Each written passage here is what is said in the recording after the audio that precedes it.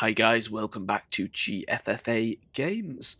Last episode we had a bit of a detour, but we are here at last on Corellia. I am finding I'm getting a little bit of slowdown again, but I think that is because of the time I'm playing. Let's hope it doesn't affect the game too much. So as we've arrived here on Corellia, we've met this guy, Corporal Hart K. That's a very strange spelling for a name. But let's speak to him and start the planetary quest. And then I think we're going to try and do the planetary quest before. Was that a fat guy? Oh no, just looked fat from a distance. Yeah, we're going to do the planetary quest before we do the class quest, if we can. Hey, glad I caught you. The Republic needs a Jedi now more than ever. Corellia's under Imperial control. Every squad, soldier, and CO in the galaxy is fighting to get her back. We thought the Empire had taken the planet by force. Turns out, they had the Corellian Council's blessing. I can't see the average Corellian agreeing to that. The people of Corellia made the first strikes against the Empire.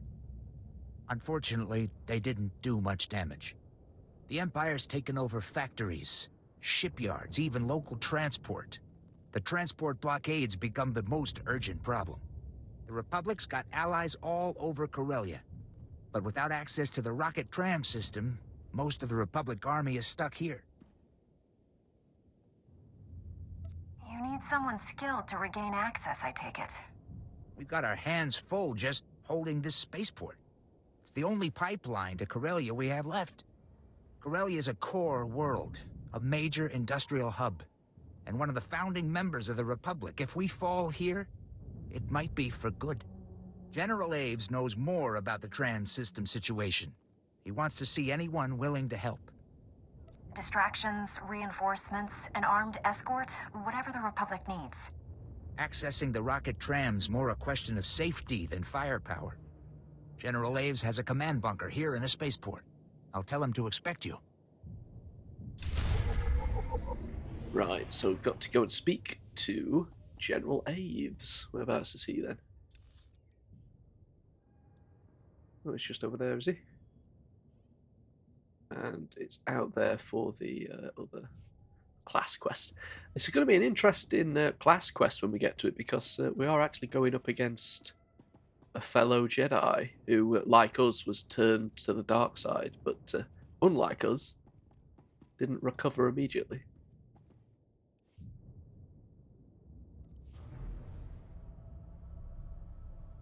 Tolbraga. Can't remember which one he is. I'm not sure if you can remember T7. Tolbraga. He's just out here.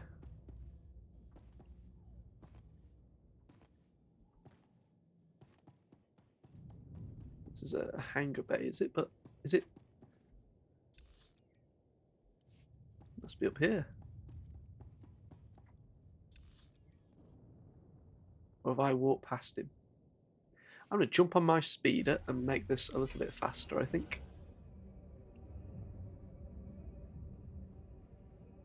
I'm guessing he's up here. It's not looking likely, is it? We're miles away from anywhere. Okay. Honestly. If you're watching this for efficient gameplay, you are in the wrong place, my friends. I am probably one of the least efficient gamers in the world. Oh, it must be up here. Must be. Hello, guys. General Aves. General Aves, I was told you could use some help. Master Jedi, I know the Order's stretched thin, but the Empire's not going to give up easy. Corporal Hartke explained we've lost access to the rocket trams, but he wasn't clear to know why. The Empire's gotten their hands on some modified neutron emitters. They're using them to wipe out anyone on board the trams. Are the Imperials attacking Corellian passengers too? Unfortunately, yes. but it hasn't stopped them from trying to escape to the more war-torn areas. The Republic has allies all over Corellia, but they're no help if we can't reach them. We've got to find those neutron emitters. We've received word that Corsac may have intel on the neutron emitters' location. They've carved out a safe haven in the red light sector. What does Corsac stand for? Corellian Security Force. Local law enforcement and our primary allies against the Empire. Without trams, the only way to reach the red light sector is on foot, and Imperial shock troops control what's in between. If you attack the Empire's supply camps, the shock troops will be distracted. My escort will move to meet up with Corsac as fast as we can. I understand completely. Once you reach the red light sector, meet me in the Gilded Descent. It's an old casino turned Corsac fortress. I'll let Corsac know we're coming. We'll be right behind you. Okay, the red light sector. That's an interesting turn of phrase. Getting Andor flashbacks. Also, Corsac. Now, there's a 90s reference, isn't it? I think that's from the 90s. Might even be from the 80s. Was that West End Games, Corsac?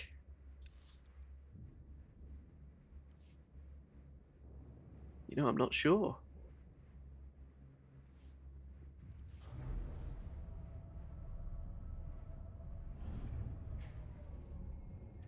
Right, so, okay, we're on our way out now. So, we're going to destroy some stockpiles at the Imperial camps. Am I going the right way? Yes.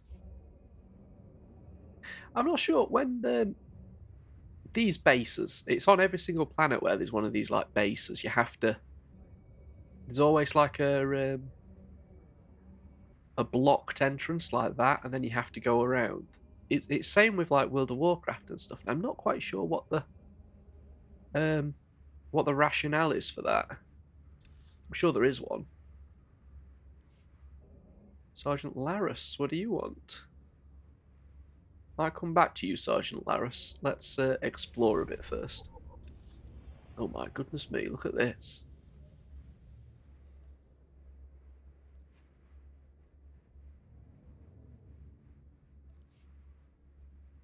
Well, I didn't want to. Is this the entire map? Can't be. No, no. Oh, I see. It's like Coruscant. You have to like use a taxi to get between places. Okay, that's pretty cool. I quite like those maps. I'm not sure if I prefer them to the other ones or daily heroics. Jedi commanders down there. Destroy the stockpile at the Western Imperial. Okay, let's go and do that one first then, I guess. Now this... They really did just take this, didn't they, for Solo? When we came to Corellia in that movie. Very, very, very similar. I like that. I like little street signs as well. So it looks like it's over that way. Might have to kill some guys. Who are we fighting? Just Imperials.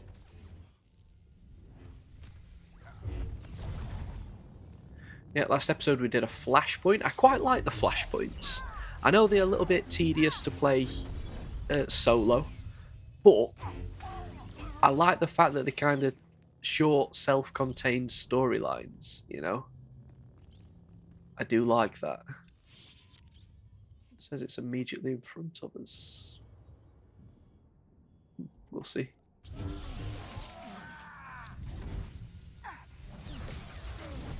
That must be this thing up here.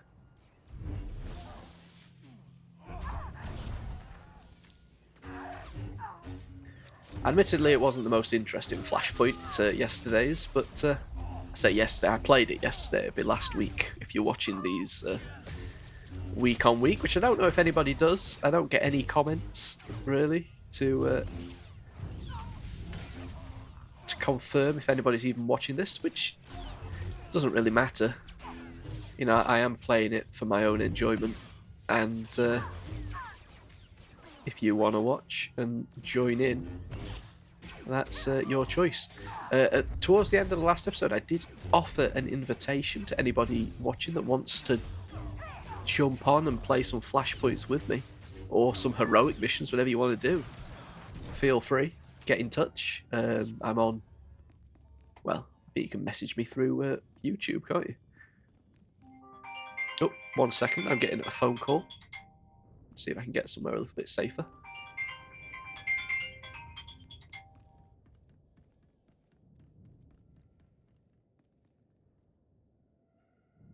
Sorry about that, guys. I'm back. Just noticed this thing. Oh, I see. It's part 2 of the bonus. So we killed enough people for the first part of the bonus by the looks of it. Now we're on the second part. Okay, I didn't realise that. That's cool. Kill some people. And destroy some sensor arrays. We destroy a lot of sensor arrays in this game, don't we?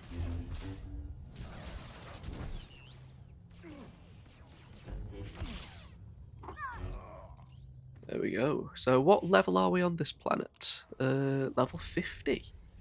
How about that, T7? Level 50. See another sensor array, and I think that thing glowing blue in the background must be the stockpile we're after. So apparently the Bad Batch Season 3 started last night. I'm not watching it. I don't care about the Bad Batch. No, it's fine if you do.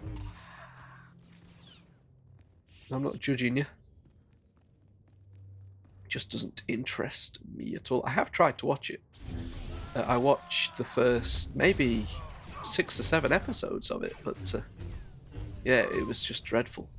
Really bad. Just honestly, I don't know what the appeal of that show is.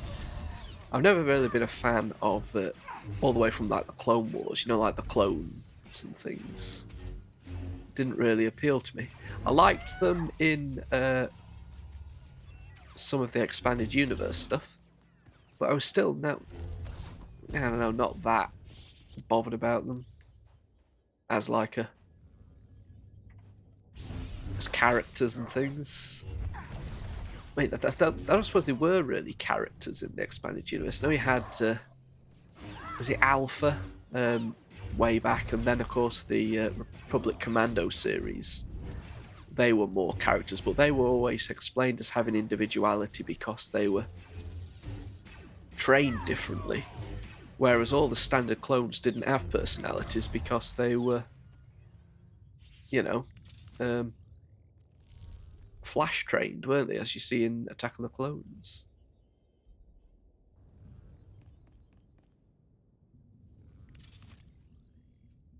Oh, didn't give it long enough.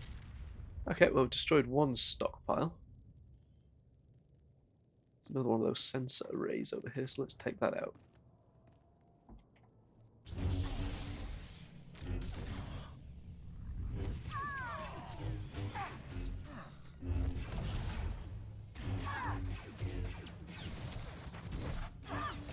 But yeah, the characterizations themselves never really did anything for me. I can't really think of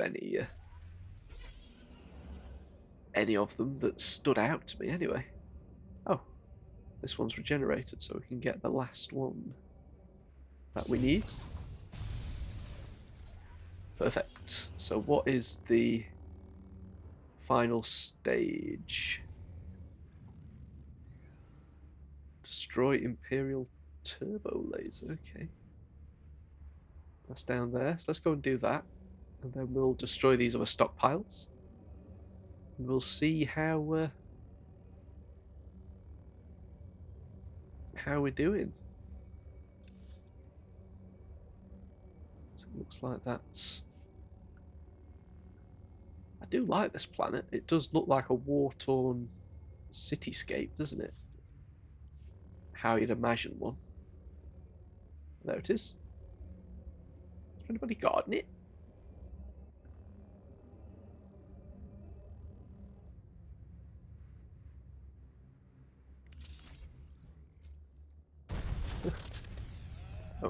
Oh, hello.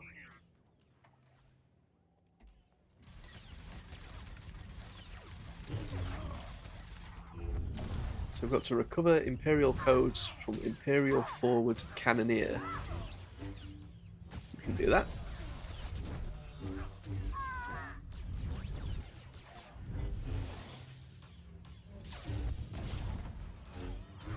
Quite tough, isn't it? You know something that I don't think I did? I don't think I repaired all my gear from the flashpoint. I mean, I really did die a few times in that flashpoint. If you watched it, there was a little bit of what I think was a bug where my companions couldn't follow me. Good going, T7. So I kept dying and had to try and find like a little bit of a workaround for it, which we did. Anyway, so there's one straight over here. See if we can get around these guys without triggering them. Can we get around here? Yes. On the road. Is it through there? Yes, there it is. Kill this guy. It's a bit of a bittersweet moment, because I think this is the last full planet we have to play through in the Old Republic, for the origin story at least. So let's see if it's the first one we can do where we actually do it in the order we've specified we're going to do it. So we've always kind of got a little bit sidetracked, haven't we, on this in this game when we're trying to do things. So we'll see.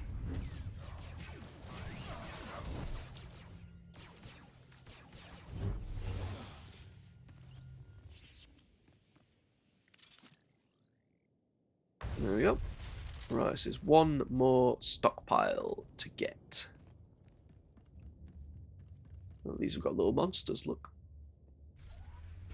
A warhound. Okay. So I can just follow this road up. Make life a little easier.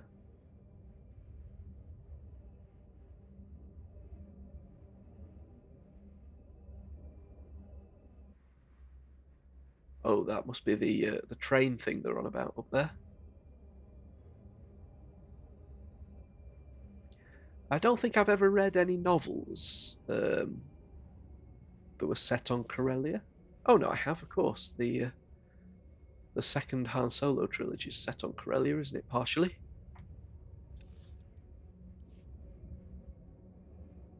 Are we going through here? Yes.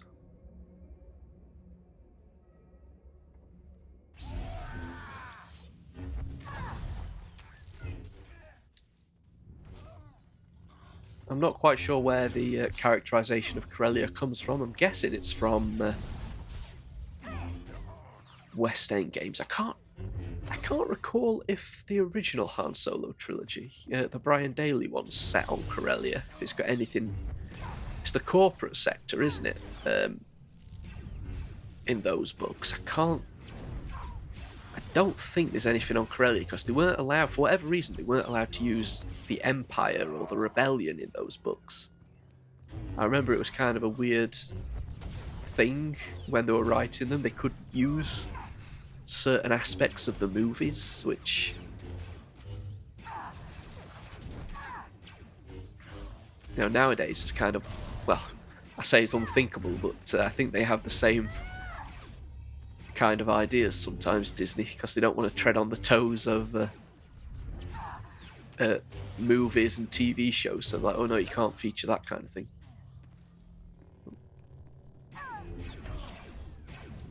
Certainly attracting a lot of Imperial attention, aren't we?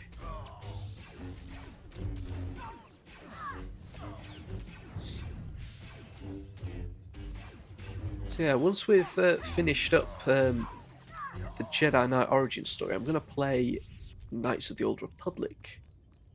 And I'm going to do the, I want to say canon ending, the light side ending. It's not really canon anymore, but, you know, the important ending, I suppose. The one that, that actually supposedly happened within the expanded universe continuity.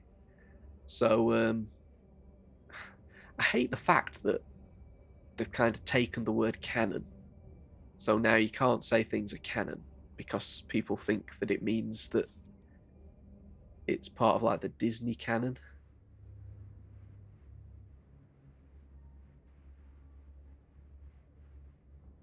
Okay, looks like we're going down that way. Wasn't expecting that. I thought we were going to be returning to the station. Never mind. Well, yeah, that's kind of an annoying thing, really. They've said, oh, you know, no, canon refers to our stuff. Yeah. Can't remember what it was that somebody said. Oh, it was they were quoting Kyle Newman, the guy that directed Fanboys. I've not seen it, but it was quoted on a podcast, which I haven't listened to. I'm just going by what other people said. Apparently, he said that Disney Star Wars is like listening to a cover band of your favorite song. You know, a cover band doing your favorite song, and it's kind of true. I see what he's saying there. You know, that's a chubby Twi'lek. Oh, we're not allowed to be mounted in here. Never mind. Is there a post box as well? Oh, I had post. Now it's saying I haven't got any. What happened there, T7? We'll have to have a look at that. It said when I first logged on that I had post. Okay, so there's a mission, an exploratory mission. There's a heroic. We've got to hand in these artillery codes. Let's do that here.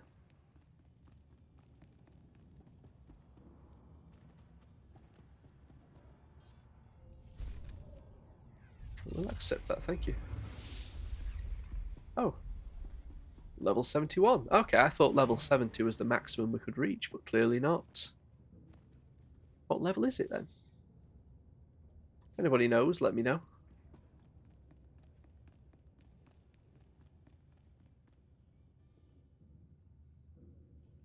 Oh, there he is. Sorry, buddy, I didn't see you. Welcome to the Gilded Descent.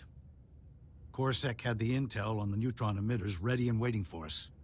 The emitters are at Coronet Shipping. They're a major distributor of Starship parts and weapons.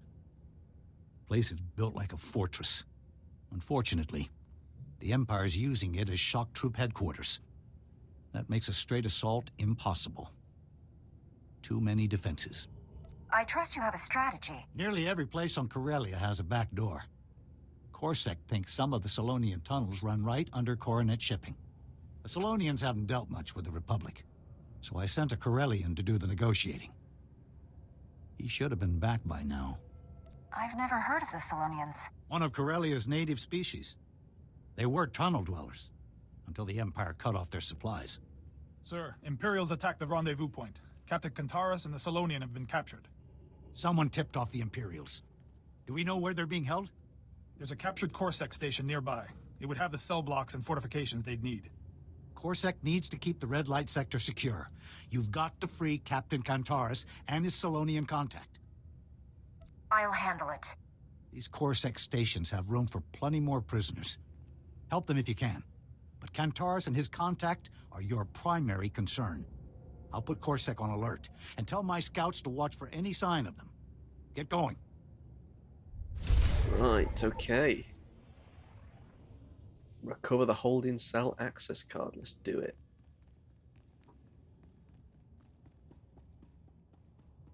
Jump on my... Oh, I can't mount in here. Let's see what Hanak Vrish wants, and then we'll head back up to the station, I think, because there was another mission up there, wasn't there? Chanusna, asubwi mota uipa, muja job chalka. Se gota do muti kihasa da puño, lis di woto. How can you literally gamble on people's lives? Chobad I kafstuan, dile jihulo kuta. Kabanotase makipuna, malituta odmishka. O bagthra wanawaga mi bunawa dwedwipe. No one installs hidden cameras without a good reason. Ni at ambumpa poshuda mokili mokranki. Chikos pa inikudad ijigliska chanagawa. Right, hidden cameras. Whereabouts are they? Outside, okay. Keep forgetting I can't mount. I don't know why you can't mount in areas like this. It'd make life a lot easier if you could.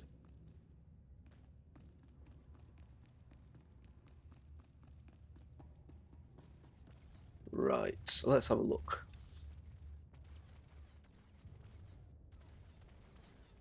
Oh, even the odds. It's telling me to go back in. Oh, even the odds. Why is it telling me to go back inside? I don't know. Okay, let's jump on our speeder. We've been inside and there was nothing in there, so let's not worry too much about that part. Let's just head where it's telling us to go. I think is back this way. Kind of want to head back up to that shipyard because there was a mission up there that we didn't pick up. We might as well do that since we're here. Try and get the planetary and as many of the exploratory missions done as we can before we start the class missions, because I think it is the last bit of the Jedi origin story, so we kind of want to savour that. We don't want to get too distracted from it by running around trying to win the war on Corellia, you know? Because I do find it gets a bit confusing when you've got several stories going at once. I'm not very good at... what's this? You know, at parsing it out in my own mind. I wonder if there's a guide for all the lore that you can collect. There must be.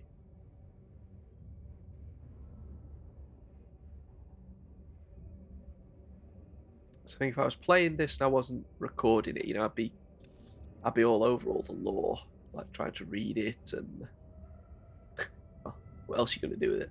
You know what I mean? Sergeant Laris, what do you want? Piti do tenya go kaka jujo. Da biska ku paliya. Chikos pa inikudad ijigliska chanagawa. O bagthra wanawaga mi bunawa dwedwipe. I'm troubled with the direction this discussion is taking. Kuchusa yomata chitoya, asubwi mota uipa. Pampawula ji ota kakoga huta nupisto. Se gota do muti kihasa da puño, lis di woto. Why don't you let me deal with this? Jaskruni do pat kurira, do kanki kung. Piti do tenya go kakajujo, da biska ku paliya. Umpa hupa, jikilia umpasa do biska. Okay. Probably should have picked that up before I left. Unexploded bombs. Whereabouts are they? Over here. Okay. Let's go and have a look. Oh, no. Up here, is it? Or down?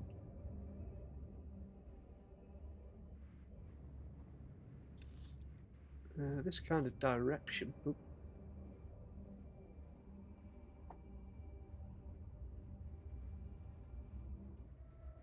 Looks like an exploded bomb, doesn't it? Hi, guys. Don't mind me. I'm just going to attack this warhead. Any more warheads? Have you seen any, guys? That's a bit of a strange one, because there's no enemies in this area.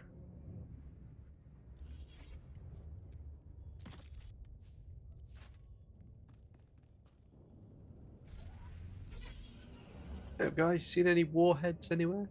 Oh, that's a nice looking ship. Is that the one that's crashed? I like the look of it.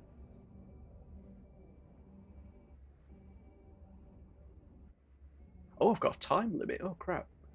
Okay, never mind.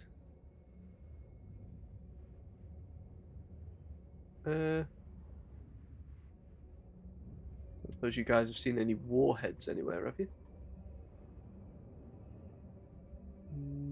This doesn't look like a place where a warhead would live. So what happens if the time runs out? Do we just fail the mission, or? Some guys over here. Hey guys, seen any unexploded warheads anywhere? No? No? Okay.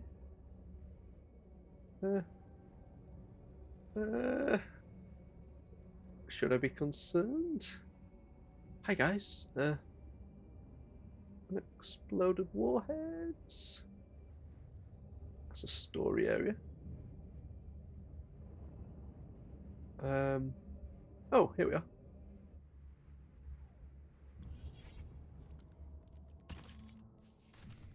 There we go. Take the warheads to the safe zone. I would love to. Whereabouts is it?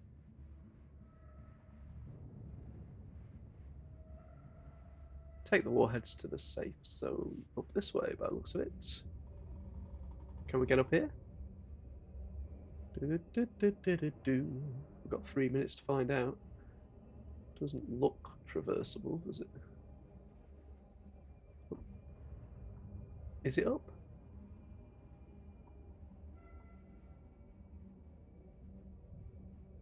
Hi guys.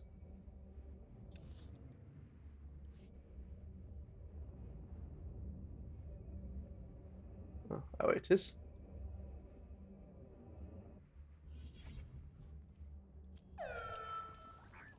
Oh, done.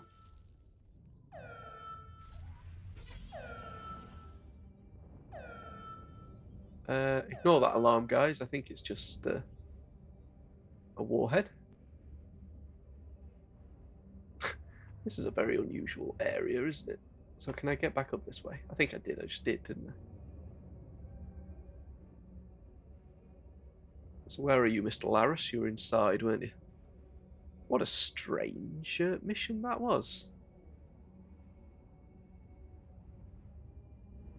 Hi, guys. I've done as you wished. Wo grani tampio da pushi wompa, pu tula musta. Jaskruni do pat kurira, do kanki kung.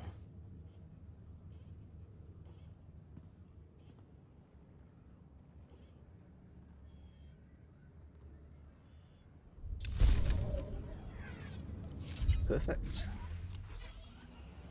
So I had an interesting experience on Facebook a couple of days ago. I was looking for a copy of Bantha Tracks number 35, which is the last issue. And I got contacted by a couple of people. What's this? One of whom offered to, in very poor English, 3D print me the magazine, which I have no idea what that meant. 3D print the magazine? What are you on about? Anyway, then after that, a chap contacted me.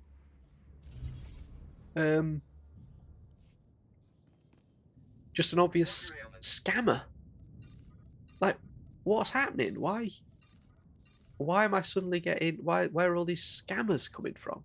You are fit for duty. Return to your post. I couldn't understand it. He said that he had a copy, so I said, oh, can you send me a picture? He sent me a picture of like very low-res images of just a collection of Bantha tracks that were very clearly just taken from the internet. I mean, very clearly. So, what did he think was going to happen? I couldn't understand it. So I just said to him, look, you know, I'm sorry if you are being legit, but you know, the red flags are too much here, so I just blocked him. Honestly, I can't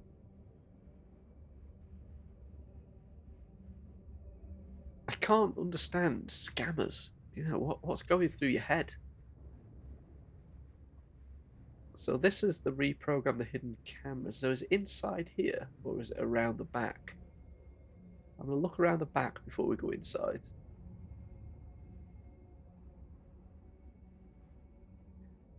Yeah, it kind of bugs me a little bit because, well, bugs me a lot, I should say.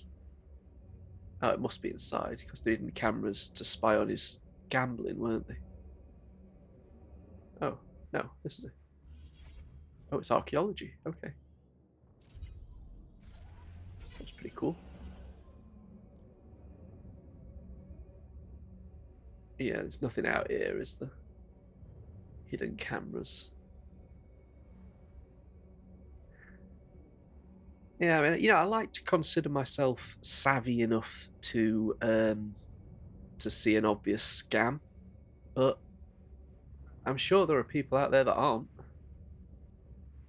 Oh, here's a hidden camera. It is outside.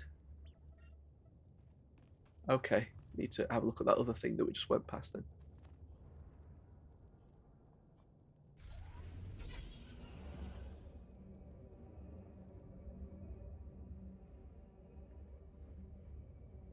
Yeah, I got a strange email at work as well today from a well, it was quarantined by the system at work, but it said, "Oh, hello."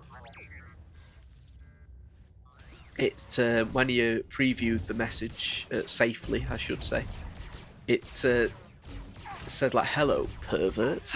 It was like somebody. This was to like a shared email address, so there's like about 5 of us that have access. They were saying, you know, you clicked on a dodgy link, and I've installed some software on your computer, and I've got all video footage of you looking at dodgy porn. You know what I mean? And all this. I was like, oh, this is an obvious scam. It says, oh yeah, you got to send me this much money in Bitcoin, and otherwise I'll release the videos I've got of you and all this. I thought, oh dear. But the strange thing is, when I tried to block the email, it said that it had been sent from this shared email address, which I thought, this is even weirder. So I obviously contacted our IT department, who said, yeah, no, it's just fine. They've like managed to disguise their email address as us. I don't know. I've never seen that before. But yeah, again, an obvious attempt at scamming.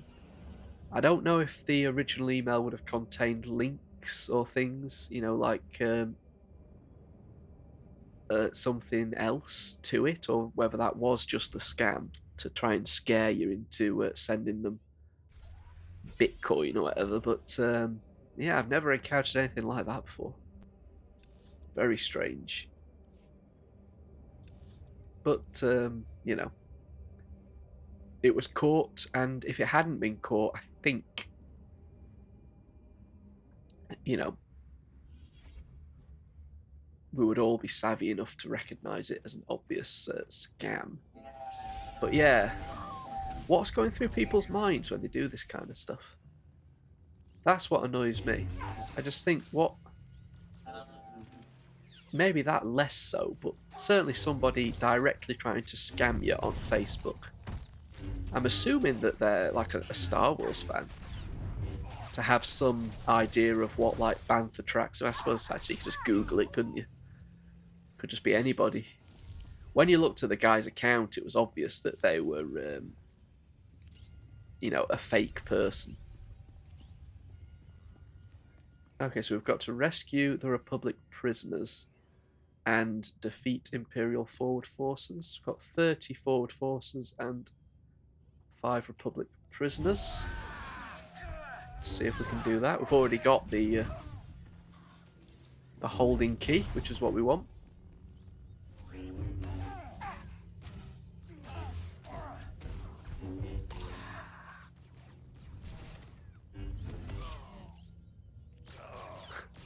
You know, I mean, I feel guilty sometimes with just the stupidest things. So having that kind of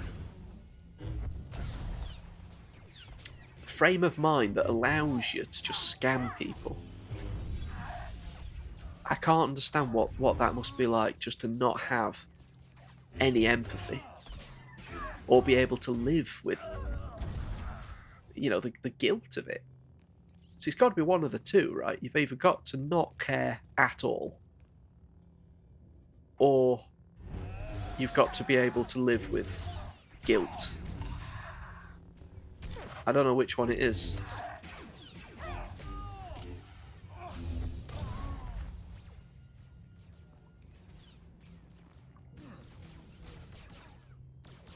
Yeah, I've nearly finished my Bantha Tracks collection anyway. I've only got that last issue and issues 1 to 4, I think. I've got them in the compilation issue, but it'd be nice to have the actual original issues. And then once I've got those, there's a couple of issues, just not expensive ones, that I'd like to replace, because mine's got like coupons or whatever they are, forms and things cut out of them. I don't think I'm missing any content, but it'd be nice to have the complete issue, you know? I do have a poster that came with the final issue. Well, I don't know if it came with the final issue or you had to send off for it, but I've got it, like the first 10 years of Star Wars.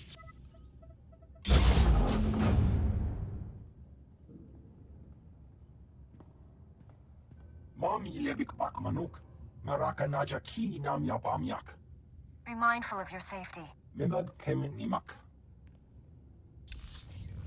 there's 5 of these. I hope they don't all have videos like that.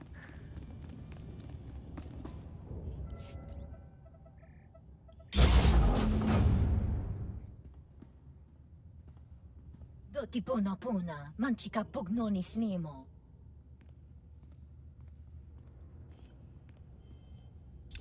Okay, looks like they do all have a little video to accompany us releasing them. Let's see if we can open this without triggering that guy.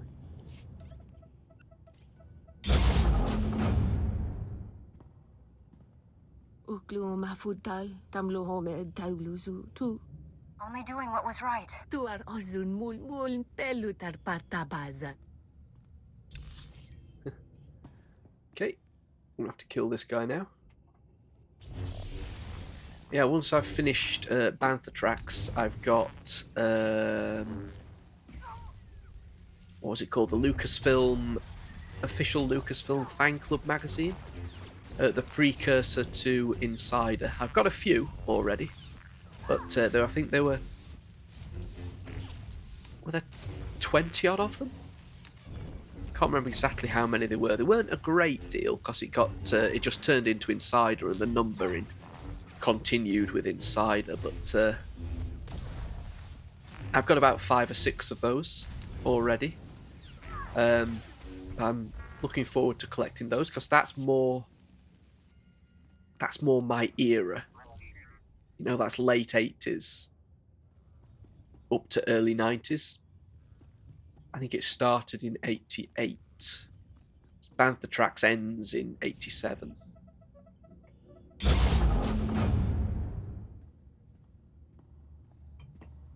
Oka kiza spida parupa. Gadwa shiniko higatanolia.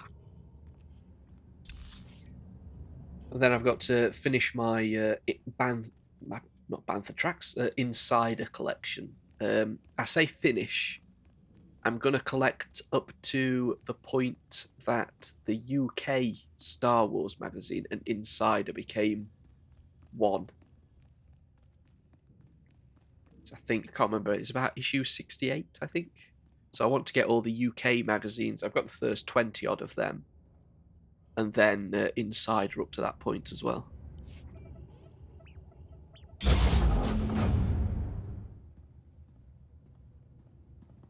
Yobana Pihota. Mindia? I'm here to rescue you. Fueg, imatakamu, nakise. I'll tell you something else that's really been tickling my fancy lately, and that is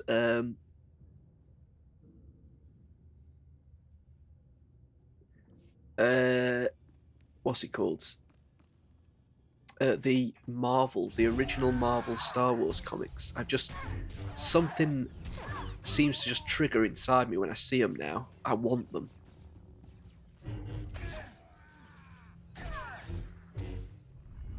Is that bad? I mean, that's a real investment. That they are going to cost a fortune. For issue number 1, it's about 400 at the minute. Obviously, the longer you leave it, the more expensive it's going to be. But I really am tempted. But I do want to get these magazines first. I want to complete my magazine collection. I've got all of the Star Wars poster monthlies. If you're familiar with those ones, they were another vintage magazine series. I think it had some of the first expanded universe content in there as well. I think there's like biographies, if I remember rightly, of the Cantina patrons, and I think it also refers to stormtroopers as clones. I might be misremembering that. But that's interesting, isn't it, if that's true? If it's true, that's interesting. There's no guarantee that it's true, but you know what I mean. I really do enjoy, there's just something now. I don't know what it is. I really love 90s Star Wars, don't get me wrong. That is my era, yeah? But there's just something that's so appealing about the vintage, the like 70s and 80s stuff, and it's just really, for whatever reason, right now it's really interesting to me. I'd love to get first editions of the novels. You know, the original novelization. I'd love that. I don't know. It's just one of them. There's a gene that people have, I think, that makes you collect stuff. I was talking about this with some guys a while ago. Whereas I think it's a mental health thing, don't get me wrong. But, like, I connect with films, TV shows, objects from my childhood, and rather than associating a specific memory with them, I associate a feeling that memory triggers, if that makes sense. So I'll give you an example. I was looking at Power Rangers, Mighty Morphin Power Rangers, which I watched when I was really young, you know, back in the very early 90s. That was on TV. And I absolutely loved it. I had the toys, and I associate Power Rangers with sunny summer days. Yeah? Some of them are a little bit more specific, like when I went on holiday somewhere. I just associate, for some reason, I associate that memory with the Power Rangers. I think we bought some Power Rangers toys while I was on holiday. I think that's why. But the feeling that those memories give are really positive for me, obviously. You know, I've really... So, Power Rangers triggers that feeling in me. Rather than, I think I said, I've used the example that normal people would just have pictures of when they were on holiday, and they'd like frame them, and that'd be what triggers this feeling for them. For me, I'll buy a Megazord. You know, it's kind of like it's just how my mind works. It's how I associate stuff. And for whatever reason, even though I never had them as a kid, well, I did have some of them. The original Star Wars comics, for whatever reason, they're just triggering me this this nostalgia, and I want it. I want this stuff. Is it just a quest, like the pursuit of happiness? Is that what this is? Is it just a case of accumulating and never actually getting the happiness that you're after? I think there's something to that. You know, I think sometimes we seek so much to recreate the past or the feelings we had in the past that we kind of forego the present and the future.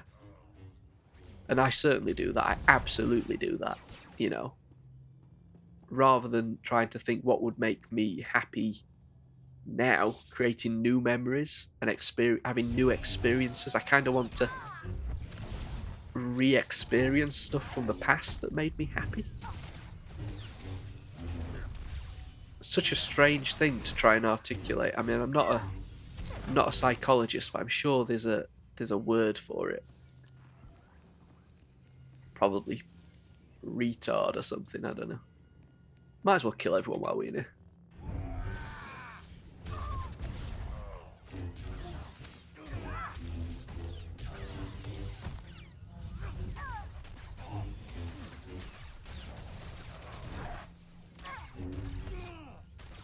Yeah, I am doing my best though, you know, I am trying new things. I've taken up yoga, you know, in classes, not just by myself. Let's see what's happening.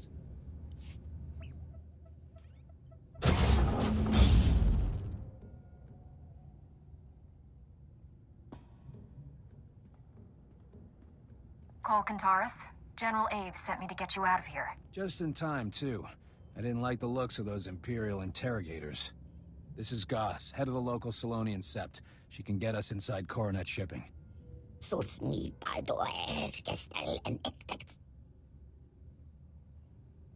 Has something happened to the Solonians?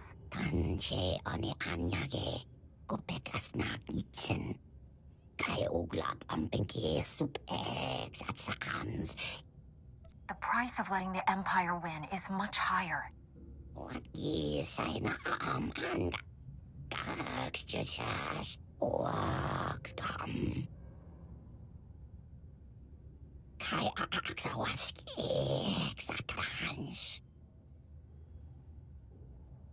clear out the Imperials and help as many as I can. Can't really ask for more than that. Place looks pretty cleared out. Goss and I will get back to the red light sector and meet up with General Aves. The Imperials will hit the Solonians hard once they discover our escape. You better move fast. Okay. Oh, select one, sorry. These are all garbage, so whatever. Oh. I'll just backtrack there, buddy. Can we fast travel out of here? No, because we're in combat. I think we ought to fast travel back to the station and go from there, because I think we're going to have to fight our way out of here otherwise. Don't really want to do.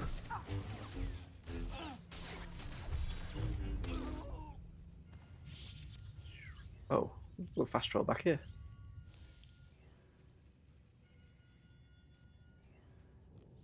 Kind of want to go and see even the odds guy, so I think we've finished that now. Oh, I'm right here.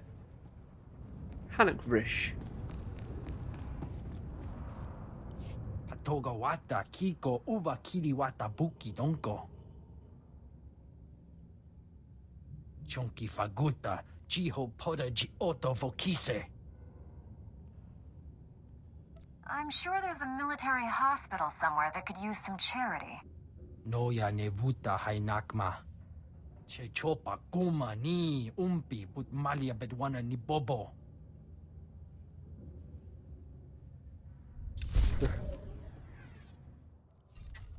Sharon didn't get any light side points for donating his contribution to me. But never mind. Oh, I can't mount it here.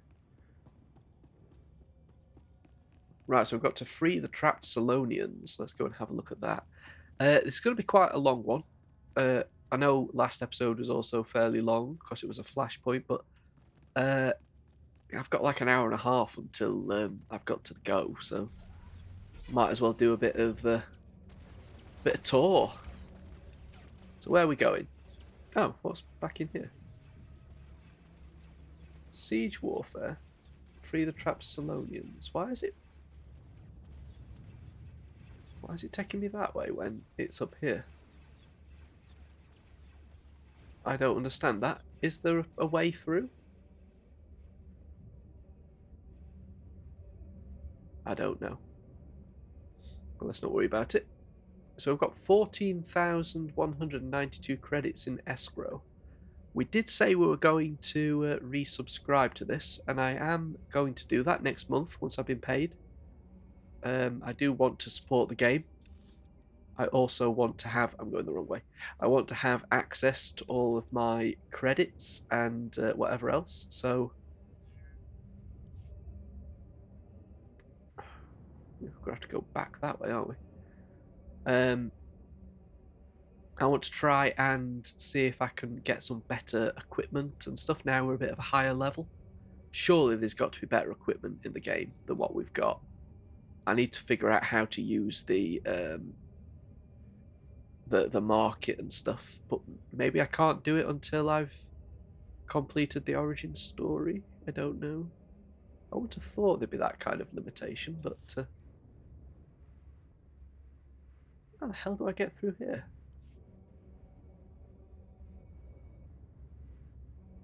Go down here? Am I going to regret this? I'm going to regret this until there's no way out of here. What's that thing? Just a security chest. No need to get into a tiz over that. Okay. I'm back where I was before. There's no way round there. So how on earth do you get over there?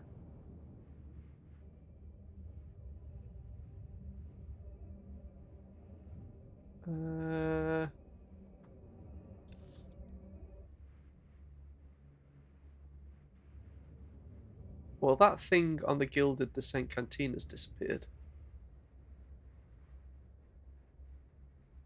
Do I have to go around that way? Looks like it, doesn't it? Wow, this is confusing. Never mind. Let's go and do it. So it looks like we're going to head back towards the station and then cut across. Right.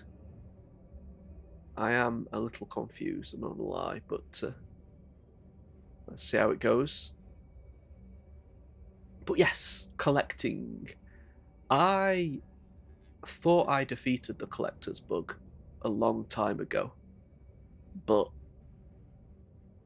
I've really started to just get those urges again, you know? Whatever it is, there's something about collecting. I love it. You know, I love to own things. I think maybe it's because everything's gone digital now. It just feels so crap, you know, cheap. I don't own anything. I can't hold it in my hands, you know, it's just a license. I'm buying a license. What? I don't want to do that.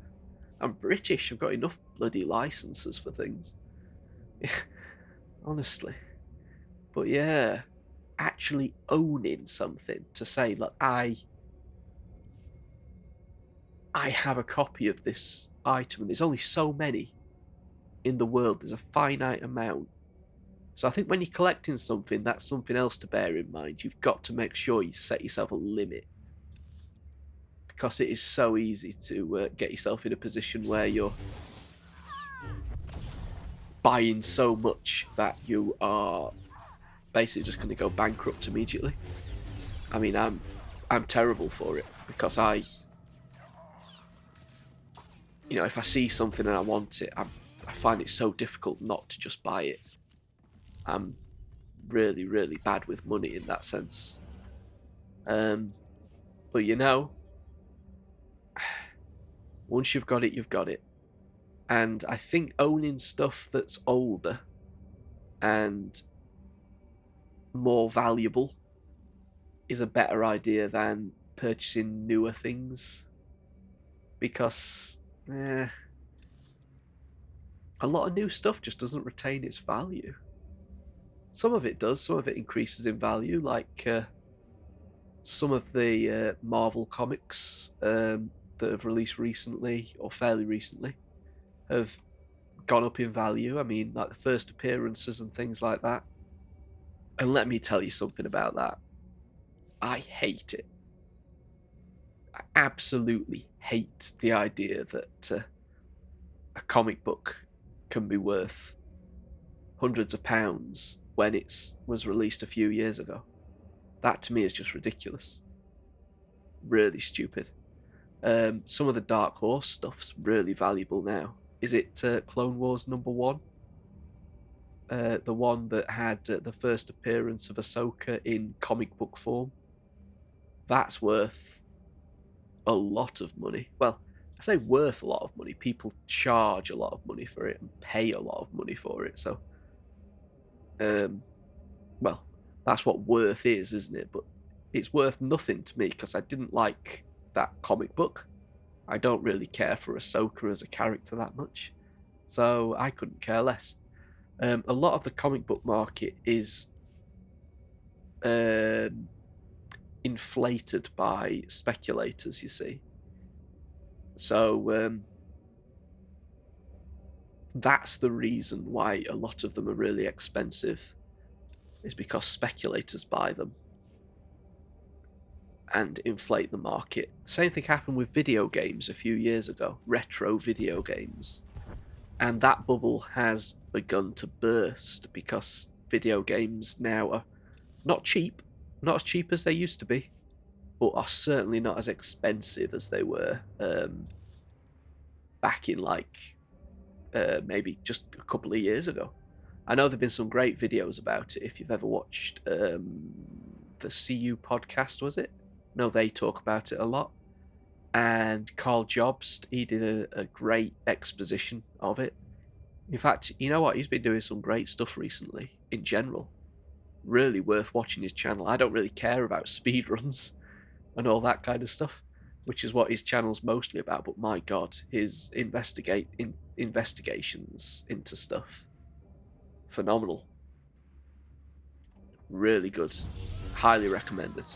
Carl Jobst, if you've never watched any of his videos. If you don't care about speedruns, you can skip the ones that are about speedruns, but, you know, he did an investigation into the YouTube guy, The Completionist. I've never actually watched The Completionist, but turns out he's been committing, or allegedly committing, charity fraud, which isn't cricket, as I'm sure you'll agree.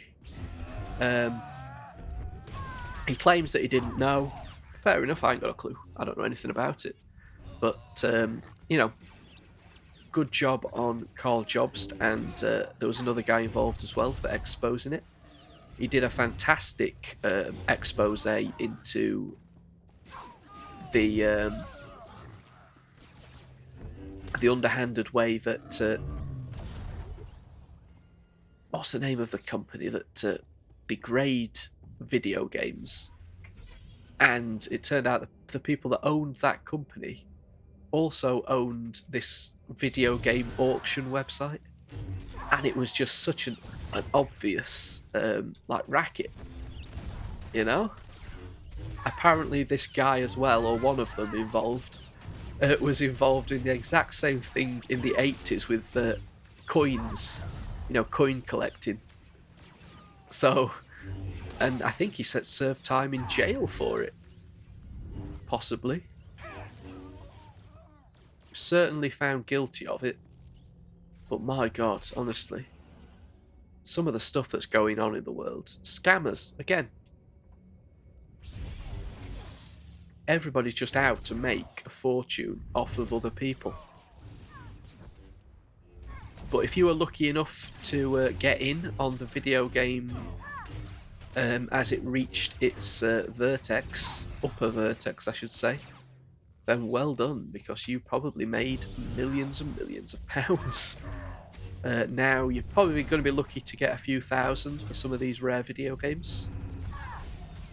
I suspect that the market will increase again because over time this stuff will become more scarce. I think that the collecting market will die off for some of the retro stuff because that generation's going to start to die out or lose interest eventually. I think right now it's like the NES, SNES kind of generation that's really valuable. But I'd certainly know that up to like the PlayStation 2 GameCube generation is now, you know, those prices are really increasing because people are coming of age that were... What on earth is going on? I'm in completely the wrong area. I just find it fascinating, the whole thing. Big box video games are really expensive as well, quite difficult to find. But, you know, they're not ludicrous, depending on what they are, of course. I think I need to be down here. I think I went the wrong way. Okay. Never mind.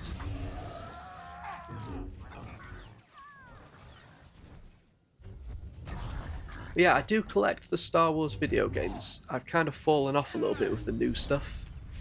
I never got half of the VR stuff that got released for PlayStation 4. I should try and pick it up, I think, if it's not too expensive now. It'd be nice to have a complete collection. The Holy Grail that I'm still missing is Return of the Jedi, Super Return of the Jedi for Game Gear, Sega Game Gear. I've got the game, the cartridge. I don't have the boxed version of it, and I would love that if I could get hold of that. The problem is the Sega Game Gear is one of those systems that has collectors, you know, actual Game Gear collectors that go for a full set, because there weren't that many games released. You know, when you compare it to something like the PlayStation or anything like that, there were still quite a few games, but not, you know, thousands, or probably a few hundred. And Super Return of the Jedi is one of the rare ones, which is fantastic, because that means that you've got two markets of gamers that are after it. It's a rare game, and you have Game Gear collectors, and you have Star Wars collectors that want it. So, obviously the price for that game is probably potentially the most expensive Game Gear game. There might be more.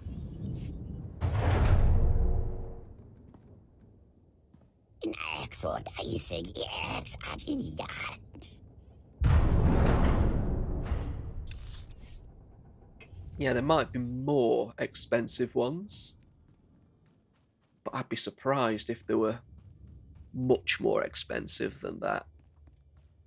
As if you can even find a copy.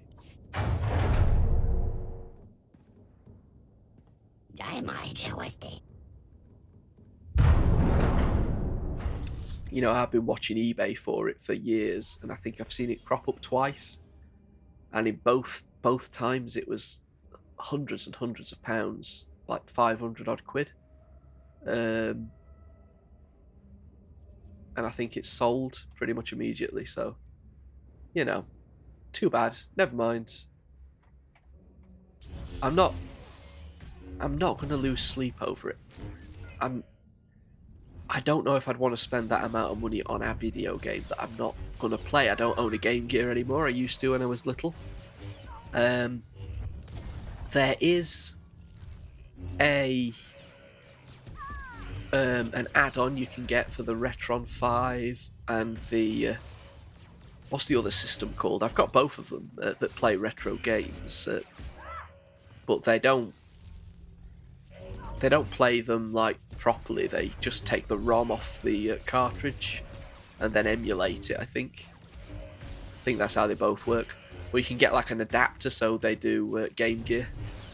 I don't own the adapter, but I own the systems, and to be honest, I just emulate it, which I already own the emulators, so I say own them. I've got a like a handheld device where I can emulate Game Gear, and I've got the ROMs downloaded, so I can play it anytime I want. It's just it'd be nice to actually have the box. I just love boxed video games. Again, one of them weird things.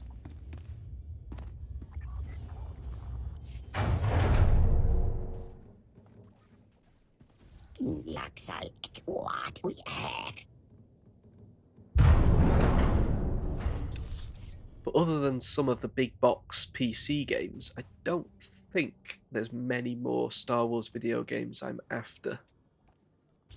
And the big box PC games I kind of have to think about because the space you require to store them. I kind of need to put up some shelves in here actually, where I'm recording, just to store big box video games. That'd be a good idea actually, I might do that. While we're down here, let's just get this.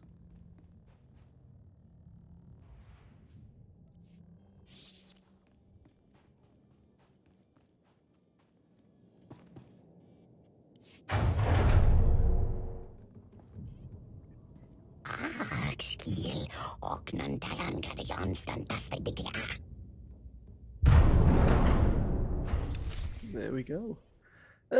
Did this game get a release physically, or was it always just download? I certainly never owned it physically if it did get a release. I don't think it ever did. Am I wrong about that? That might be worth looking into. Oh, got to kill 2 more guys, sorry. I'm sorry, I'm running away before I kill you. Please accept my apologies.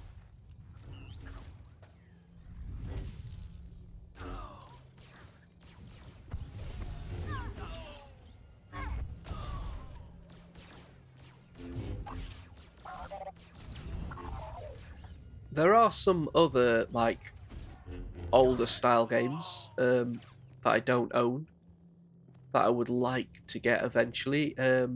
Star Wars Arcade. I've got the very rare Atari 2600 version. I say very rare. The boxed version of it is very rare, which I've got. The actual game itself, the cartridge, you can pick up for not an extortionate amount of money. It's quite expensive, but not too bad. Can we just fast travel back there?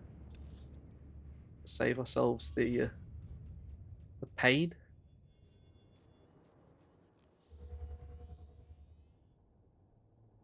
But yeah, it got released on what was it called? Amiga, I think. Was it Amiga? Might not be Amiga. You know, it got other releases basically, and I would like to get those. I was going to bug me what it was called, what it was released on. I'm sure it's not Amiga.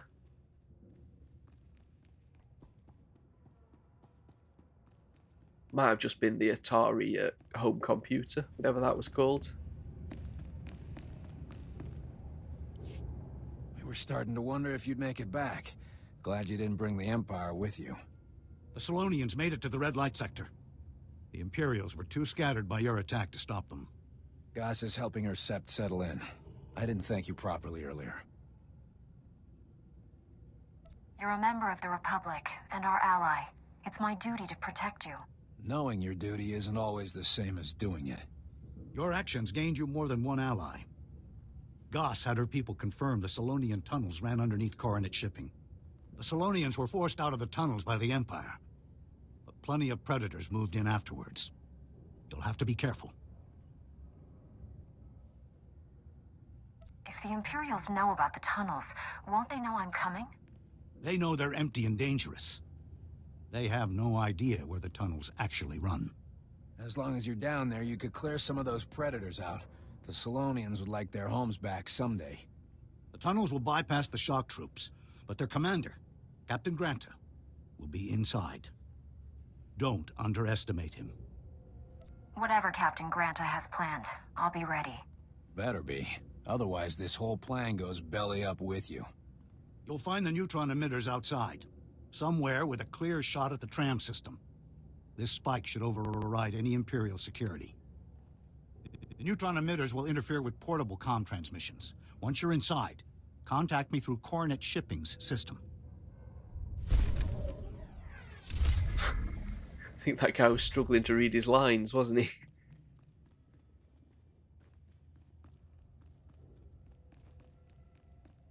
You'd think they'd do a second take after that, like last, where he clearly forgot to say the word system. But still. I'll tell you what, I've just had a... Oh, we can get out that way. Ah, okay, let's do that. Yeah, I just had a quick look on eBay, and there are some physical discs for the Old Republic. I had no idea this got a physical release, so I am interested whether they're official or whether people have just burnt the executable onto a disc, maybe? I'm gonna have to have a look into it. I'd have thought when this game released, was it about 2012, something like that, that there would have been a physical copy of it.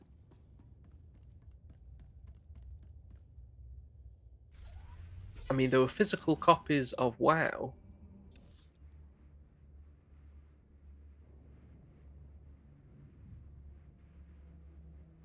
Underground invasion. Okay, so we could have come this way rather than going around there like we did.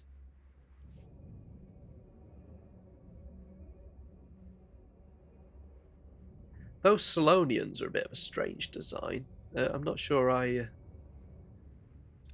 keen on them.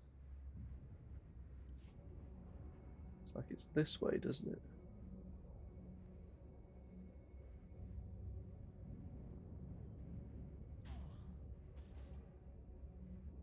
Straight down? This must be the tunnel. Oh, it was a mission. Hunting the hunter. Thought there was. I just skipped right past it.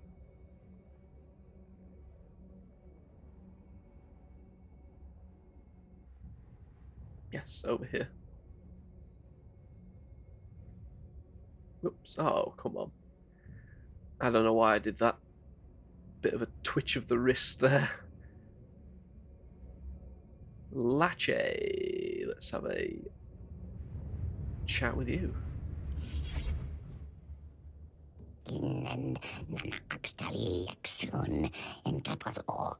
What say quick say hoop gemacht gedei tun es kann Mansteckheit ex mir in dem Achsan. Sounds like an honorable endeavor. What say quick say hoop gemacht gedei tun es kann Oh my god, on maskalenda ex etikenda. I'll handle it.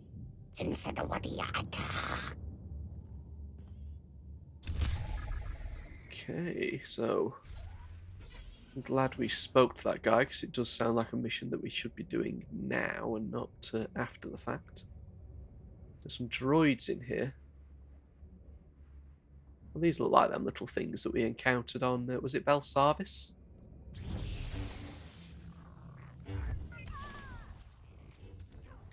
Like them little annoying things from World of Warcraft. What are they called? I remember when I was playing that game, they were all over. They were like one of the original memes, I swear. Kobo or something, I can't remember now. There were songs about them. God, all sorts. Absolutely insane.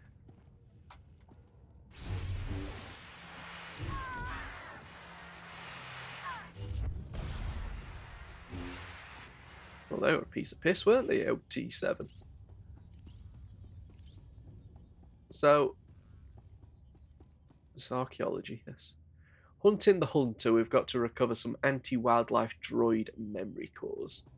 And then for Solonian Tunnel Safari, which is the bonus, we've got to kill tunnel creatures, 20 of them. And our main mission is just to confront Captain Granta. Oh, look at this thing.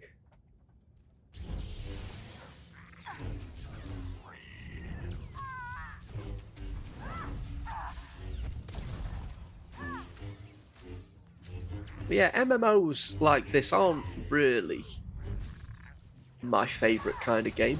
I do find it quite relaxing for the most part, playing this game. You know, I think I don't find it as relaxing as I did World of Warcraft. I mean, that game, that was one of them games where I just used to put it on.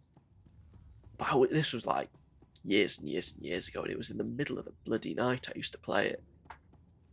You know, I was studying at the time, and at university,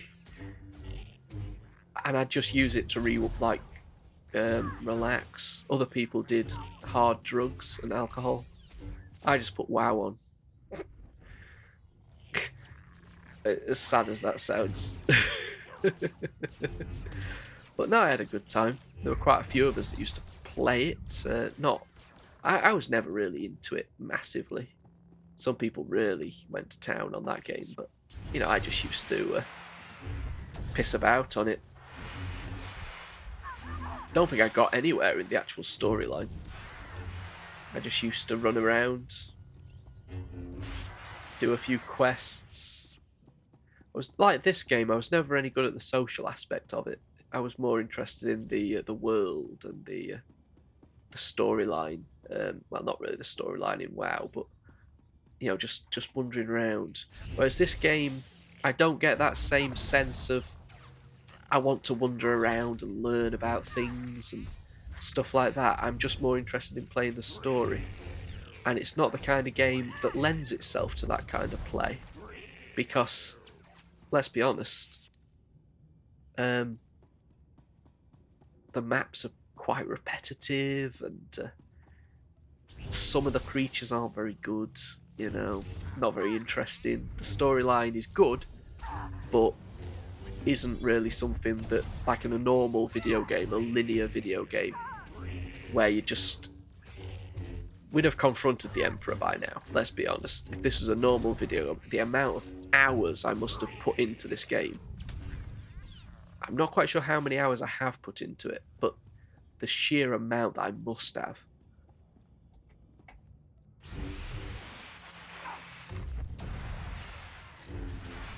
You know, we'd have finished a normal game probably 20 times over, if not more. I'll be interested to compare it with Knights of the Old Republic when we play that next. I haven't played that since it came out, so that is going to be quite the experience. I do know that the graphics aren't quite as good as this game, and I know that, I mean, these graphics aren't, you know, modern day AAA standards, but they are better than what was in Knights of the Old Republic, so it might be a bit of a shock. It's going to be difficult, I think, to get used to the play style of KOTOR. It's turn-based, if I remember rightly, the combat. At least I think it was. Oh, I don't remember now. Was it turn-based? I've got in my head that it was, but I might be wrong about that. But still, it's going to be an experience. It's going to be fun. I know that the storyline in KOTOR is one of the most revered storylines, probably not just in Star Wars, but in video games. You know, non-Star Wars fans played KOTOR and came away as KOTOR fans, you know? It's weird. You've got Star Wars fans and you've got KOTOR fans, you know, people that just love the Old Republic. They don't care about Star Wars.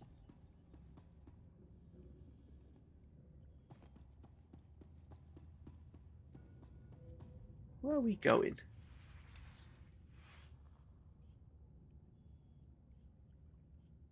We'll be heading down here. That's the way out. And that's the way that we need to go. So we need to head straight across here, do we? Okay, I'm going to have to kill these guys anyway then. Never mind.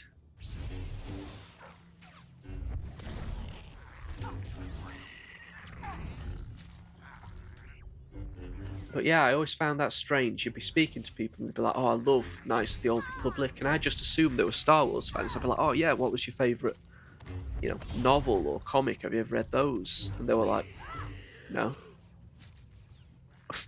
In some cases, I don't think they'd even seen the Star Wars movies, which is mad, you know?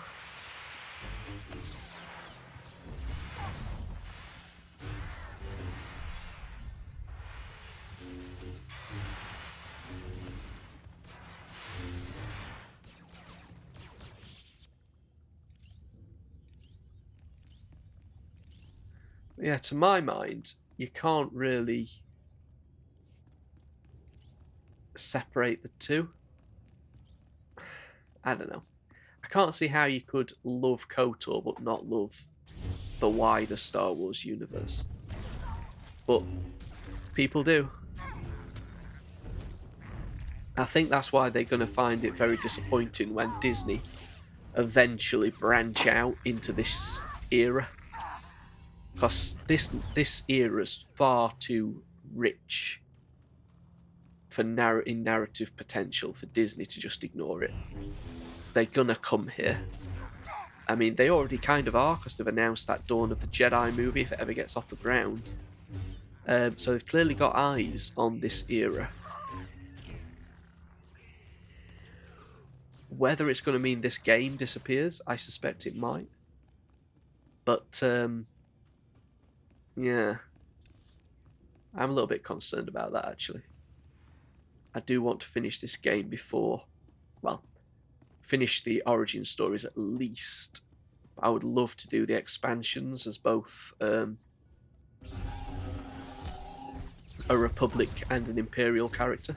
I don't think you need to do the expansions as all the different classes.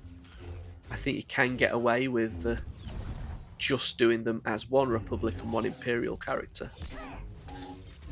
I think. And maybe one non-Force user. I can't remember what the chap said now.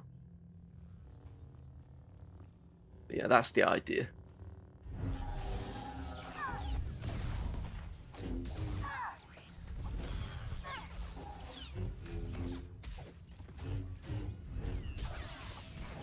So you need to do all the class origin stories.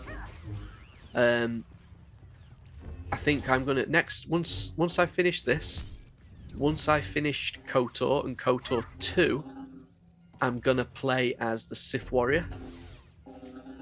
And once we've finished as the Sith Warrior, the Sith Warrior playthrough is going to be very similar to this, where we do the planetary quests and the class quests. For the other characters, I'm going to ignore the class quests.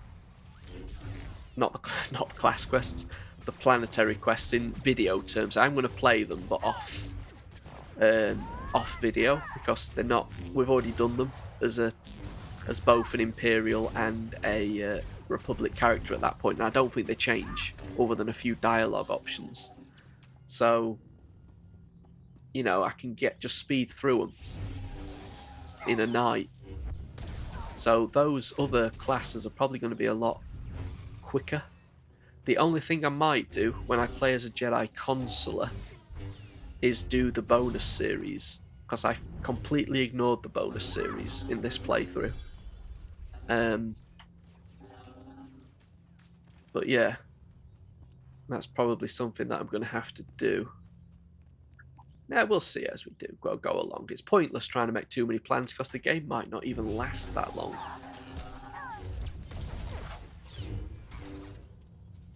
Oh, we've got all the memory things that we needed. Defeat the Imperial control droid. Okay. We'll do that. I'm assuming he's down here. I'll look at our map in a second. Oh, it must be down there.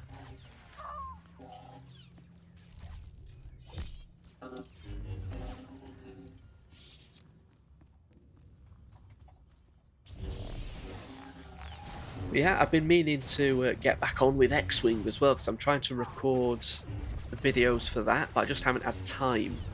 This is the problem with trying to do too many videos at once, or play too many games at once. It's just I don't have the time to do it, because I've got other stuff going on. That other stuff is coming to an end in a few months, so I'm studying for a like higher education in something at the minute. So once I've done that, I can get back to playing video games more regularly, which is what I really want to be doing with my life. Hopefully, anyway. I'll be able to do a night of tour or KOTOR, whatever I'm doing. I'll be able to do a night of vintage video gaming for my expanded universe read through. And I'll be able to do some more Warhammer games because I've been kind of missing doing that. My Warhammer Wednesday series, which I haven't done in probably a year or so now. Maybe more.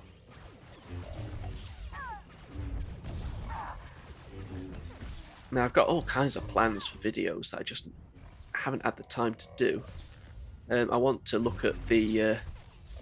talking about vintage Star Wars, I want to look at things like the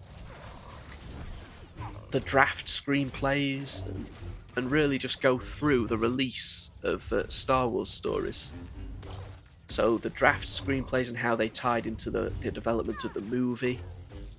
You know, actually the development of the storylines, not the behind the scenes, how the movies got made and things, because that's been covered 1,000 times much better than I could ever possibly do them. Do you know what I mean? So, you know what I mean, I'm sure. Looking at the original comic books, the original novelizations, the changes that were made, how that story, the story of Star Wars, kind of came about. I find it fascinating, and I think I could make a really good video series out of it. But again, it is just the time to do it. If I was going to do that, I would do it in seasons. So I'd like record, make an entire season of it up to a certain point, and then I'd release them weekly. So they weren't like, I wasn't trying to rush videos out, and if I didn't get one out on time, there would be like a month's break between them. You know what I mean? Kind of like how I'm trying to do my X-Wing series now. I want to make sure I get the series done and then release it, so there's no breaks between videos, because if I ran through that first episode and got it out, it'd be months until the second episode, because I just haven't had time to get back to the game. So I'm trying to think about things like that. I know it's not perfect, because it does mean people lose interest, especially when I'm just releasing Old Republic. The videos that get the most views are things like my... well, actually, Minecraft got quite a few views, which was unusual. It's more the one-off videos that get the views, not these long-running series. People just don't care. I mean, this video is 2 hours already. Well, actually it's not, so I had to edit out a phone call I had in the middle of it. But, you know, it's quite a lengthy video. The last episode was a lengthy video. And you know what? I don't care. I know people don't sit and watch a 2 hour long video. But, you know, whatever. That's interesting. I've started a new bonus. So that way to Hunting the Hunter. And that way to the Coronet Shipping Office. And we've got 25 Imperial forces to defeat. Okay.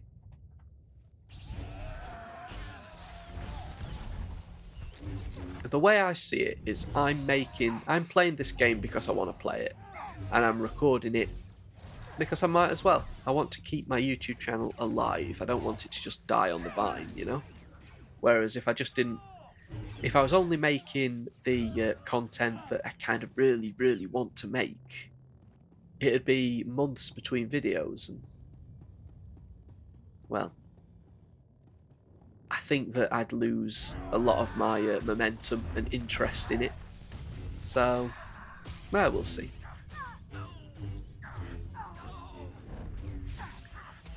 You do wonder, is there any point in doing this? But capturing the footage, at least, and getting it. Obviously, I won't be able to store all this footage. I must be on like the 70th. This must be the 70th video by now. I wouldn't be able to store all that footage for potential use in the future. So having it uploaded to YouTube does mean that if I want to do any videos about the Old Republic, I can always come and grab some of my footage.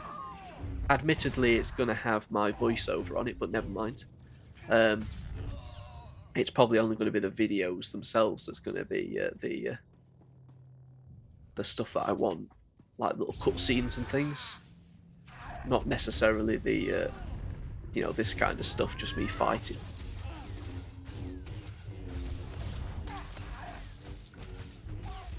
It's a shame that YouTube doesn't offer the ability to have a voiceover toggle.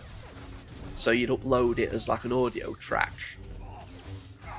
and you could have alternate audio tracks. That might be something that'd be cool for them to introduce. So you could upload the video just with the standard game audio, and then you could upload a secondary audio track, which would be the game audio mixed with a voiceover. You'll have to let me know as well, if anybody's watching this, whether the sound mixing on the last few videos has been any better. I've tried to do it a little differently than what I've been doing in the past. I've got the game audio a little higher. I've done a lot more noise removal on my voiceover, because I noticed there was quite a lot of hum in the background, and that's because of the setup that I've got. My microphone runs through over some electronics, which introduces noise. So I've done a little bit more work on noise removing, and in fact there's now no noise behind my voice whatsoever. I use Isotopes denoise, is it? I can't remember what it's called now. That does a really good job of taking away any kind of noise. In fact, I use a couple of instances of it. I EQ my voice a little bit to remove some of the rumble, and just to clean it up a little bit so it's a bit nicer sounding, a little less bassy and a little less nasally. And then I use a bit of noise removal just to take away the bulk of the hum, and then I compress the vocal,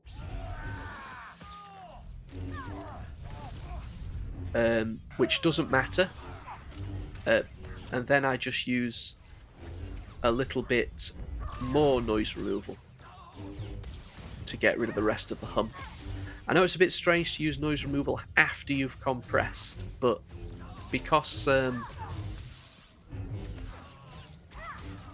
well, it doesn't seem to affect anything. Normally you'd noise remove before you compress the vocal. Oh, what have I done? Didn't want to do that.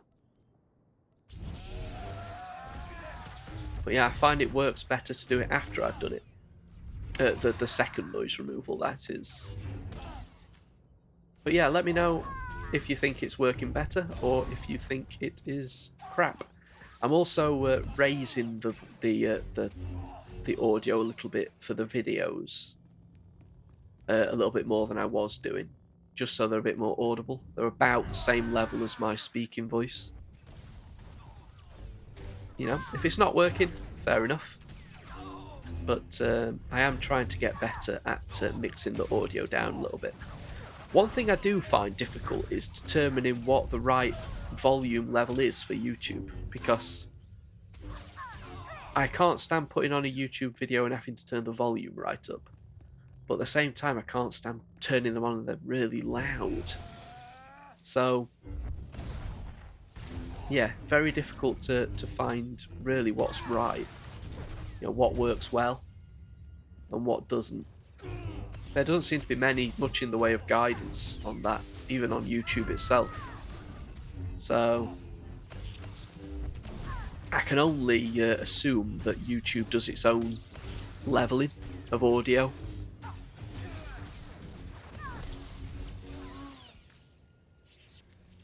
I do know you're best not over compressing it because that can cause problems. Can we just kill one more guy?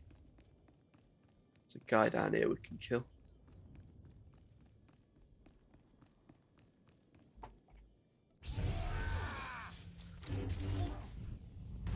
I do find it strange how we seem to still be in the first area of Corellia yet. That suggests that this is going to be quite a lengthy planetary quest. Potentially. We shall have to see. I think I'll call it a day after this mission because it is getting on a bit. This mission's actually taking quite a while, isn't it?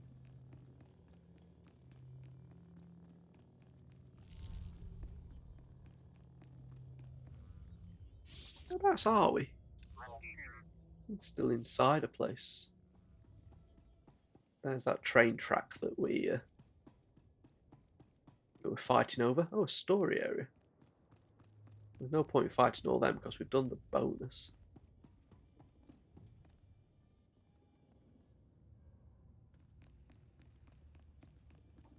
So what's in here? Captain Grant is in here, is he?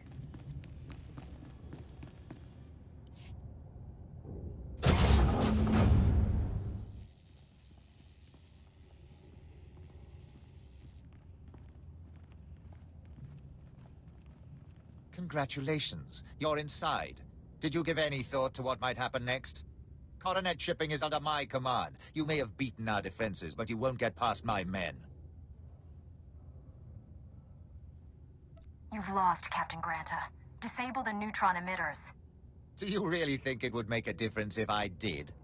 Outside, the tunnels were your escape route. In here, you have nowhere to run. Destroying the neutron emitters will get you nowhere. We have other ways of keeping the Republic under control. That's a little cryptic. The Republic prefers a fair fight. I prefer a fight I can win. Orders, sir. Show the Republic how the Empire handles its enemies. Okay. Do you think any of these dialogue options result in us not having to fight? It does seem a little bit pointless, some of these. You might as well just jump straight to the attack. I know it's not very Jedi-like, but it'd save a bit of time. I did like this guy's teeth, though. Got good teeth.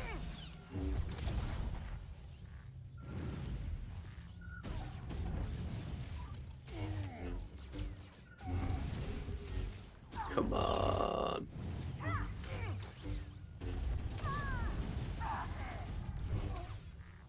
There we go. Deactivate the neutron emitters. Okay. Must be through here. Ah, yes. The glowing blue. Oh, hello, buddy. Oh, the guy in here.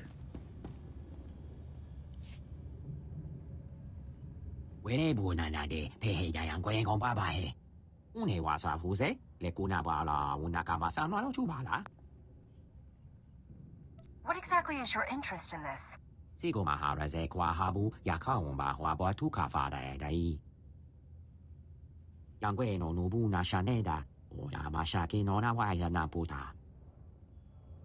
Captain Granta is dead, General. We're ready to shut down the neutron emitters. Cancel that. Imperial troops are boarding the rocket trans, trying to cripple us before we can move out. If the Imperials hit us hard enough, we'll have no one left to send. We have to use the neutron emitters to wipe them out.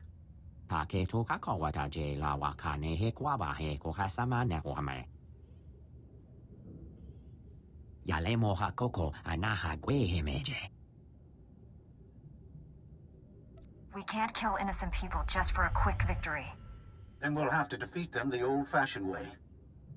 Let's hope winning the battle doesn't cost us the war.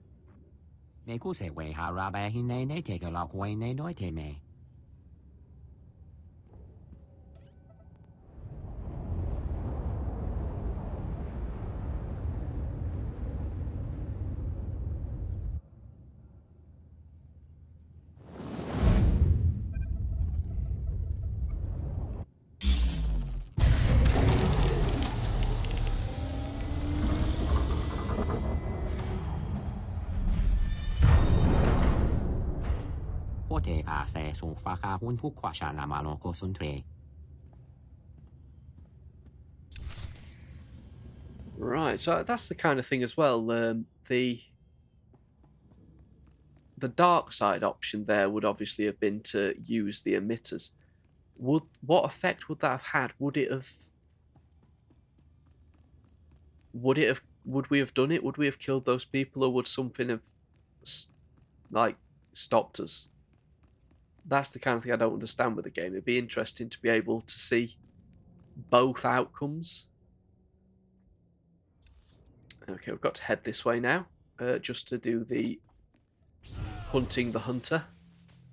And then we might be able to fast travel to where we want to go and speak to General Aves and find where we're going next. And then we'll try and call it a day, I think, unless there's more that we need to do first. We have done quite an awful lot this video. Made a great start on Corellia, which is really all we wanted to do.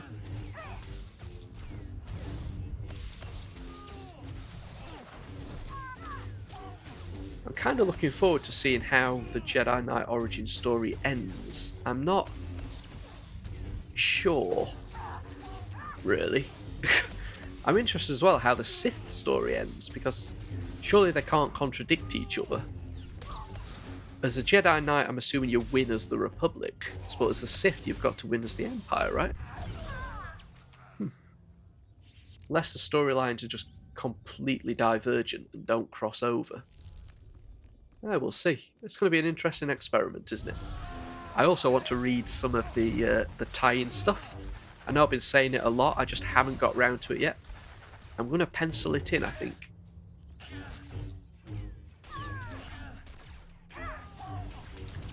Yeah, I think I'm going to have to. I'm going to have to get this done after we've done KOTOR and KOTOR 2. I'm gonna read the tie-in stuff. I've already read the Knights of the Old Republic comic book series. I read that when it first came out, and I read it... Oh.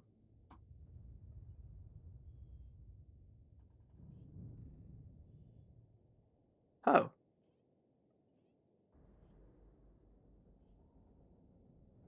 What? Have I made a boo-boo here?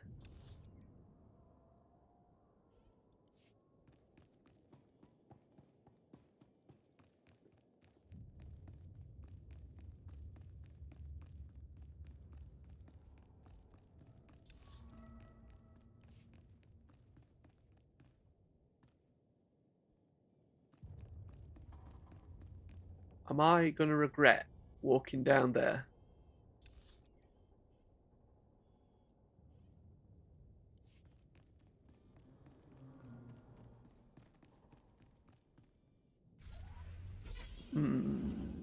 Oops. I'm a little confused. I don't think we missed the Imperial control droid, did we? Did I miss it? That's the entrance to the tunnel, isn't it?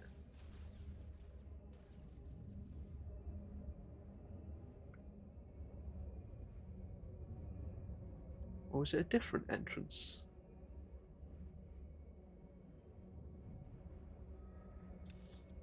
Oh no, it's a different entrance. Okay, that's not too bad then. I thought I'd made a boo-boo there, but no. No, this is definitely the right way. Perfect.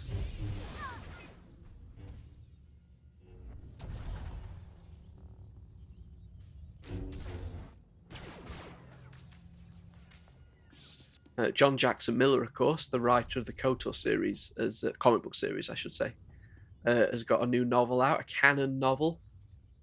Oh, there's the Imperial control droid. Oh, it's a bit worrying, that little freeze there. It's not something that I'm going to be picking up. No offense to John Jackson Miller, I'm sure it's fantastic. It's a prequel era novel. You know, if it was expanded universe, I'd read it, but it's not. I just don't. I don't want to get invested in the canon anymore. Just don't want to do it, so... Yeah, I'm sorry. No offense to John Jackson Miller, who... You know, he's written some pretty good stuff. Is that it?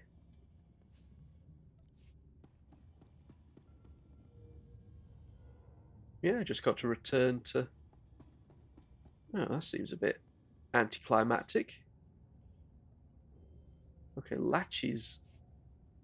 Can't mount, of course. Latchy was outside the tunnel, wasn't she? So... Whereabouts was that? Can't be far away, surely. Yeah, so I can get through here, hopefully. So we'll return to Latchy, then we'll go and speak to General Aves, or Aves, I think they called him. And then we will call it a day. Hope I'm going the right way. There's no other way to go in here, is there? Doesn't look like it.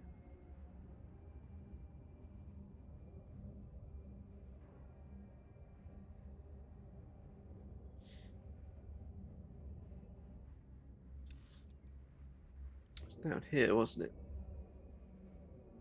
Yes. Wow, that was quite the mission, though, wasn't it? That's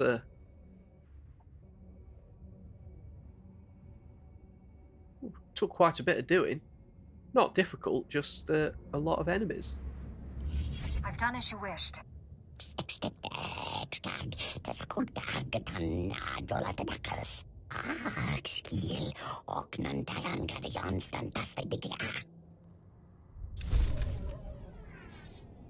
Thank you, Latchy. Right, so can we fast travel back to where we need to be? Yes.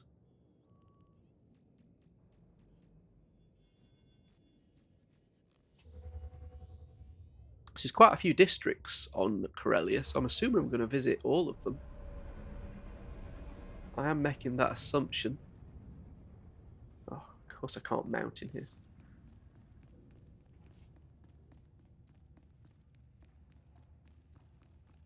Let's see what's next.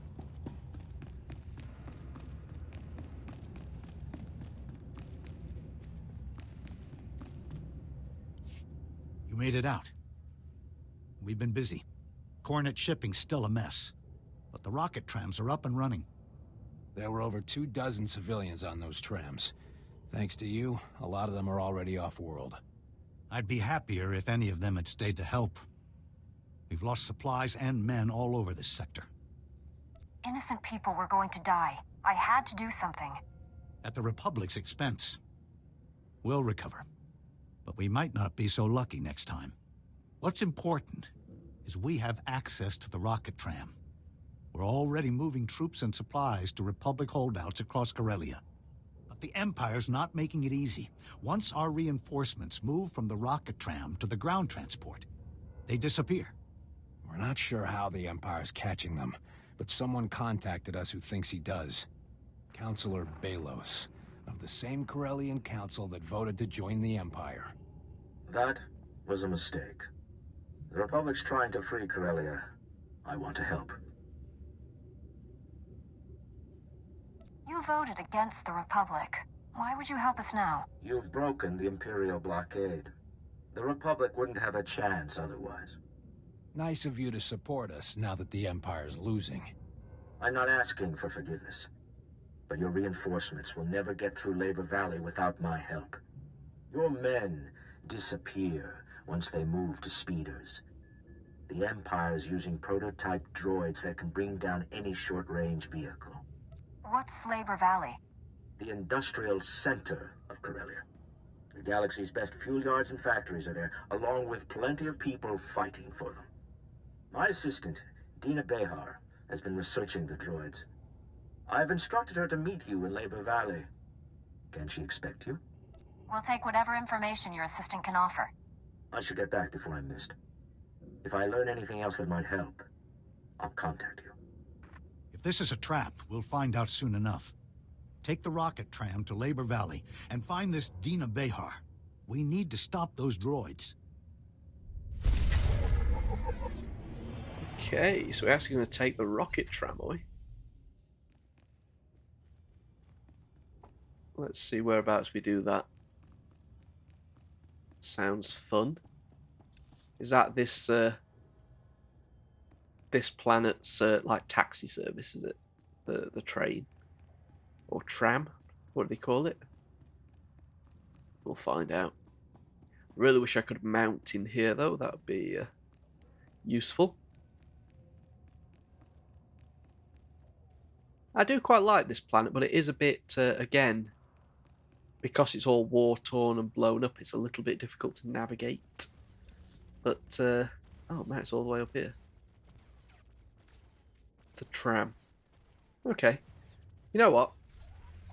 I'm curious what that looks like, so I'm going to do that. I'm going to go where we need to go, and then we'll call it a day.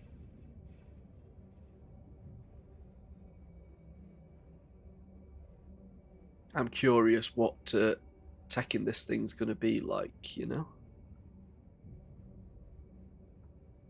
So we had to unlock that before we could fast travel around the place. That's interesting.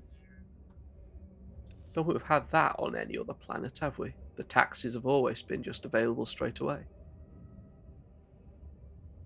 So I wonder how that would work if I was doing the class missions and not the planetary missions. Do all the class missions just take place in this one area? They must do.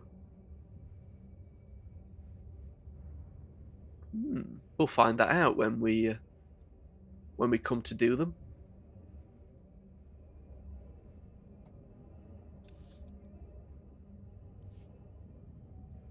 It must be a very difficult job to actually design a game like this.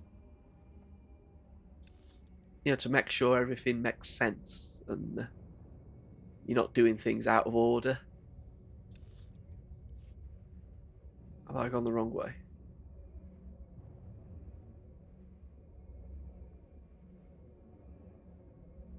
I want to be in here, don't I?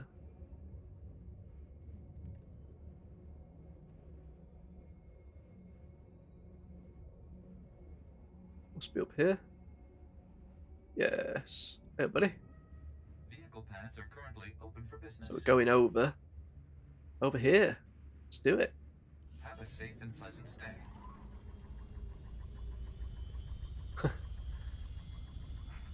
Okay, so it is just like a tram. Okay.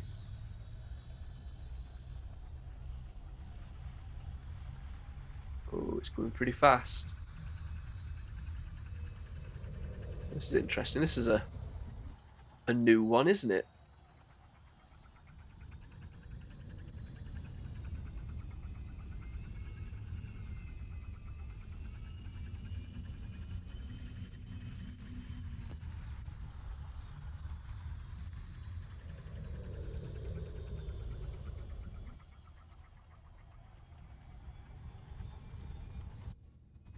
Ooh.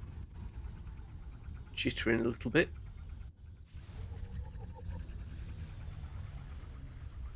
So we're at Labor Valley.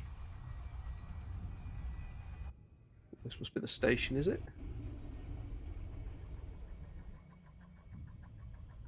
Okay, that is interesting. I wonder why none of the other planets had anything like that. That was a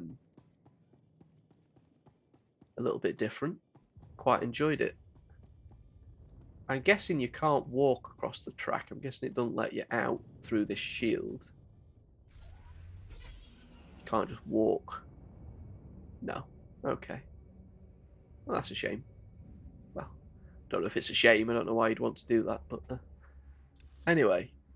Okay, so we've got another mission here, which we will probably pick up if I can find them next episode.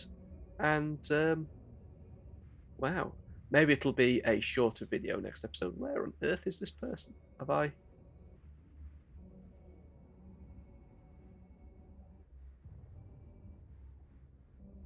They're not up here.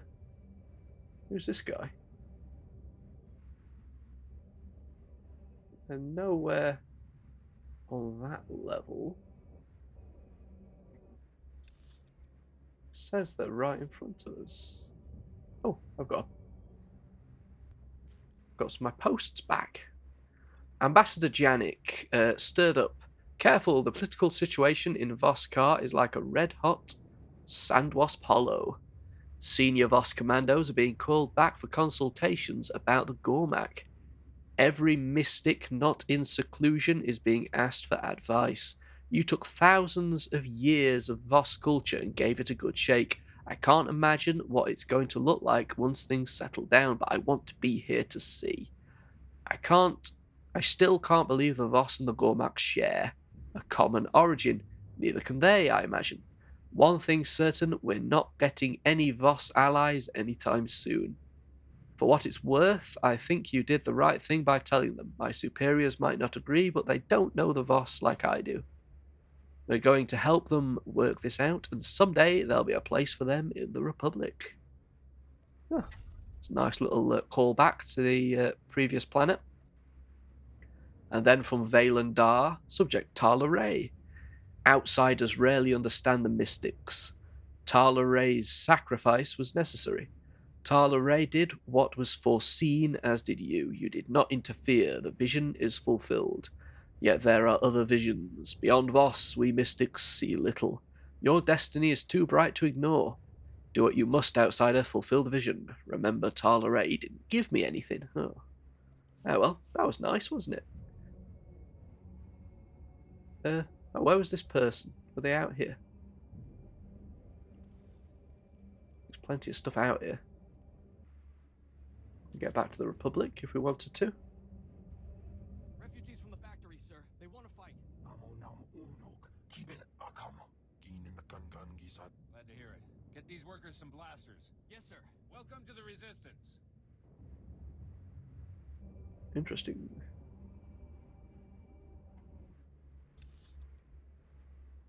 There it is. Okay, so I'm going to call it a day there. We found what we were looking for.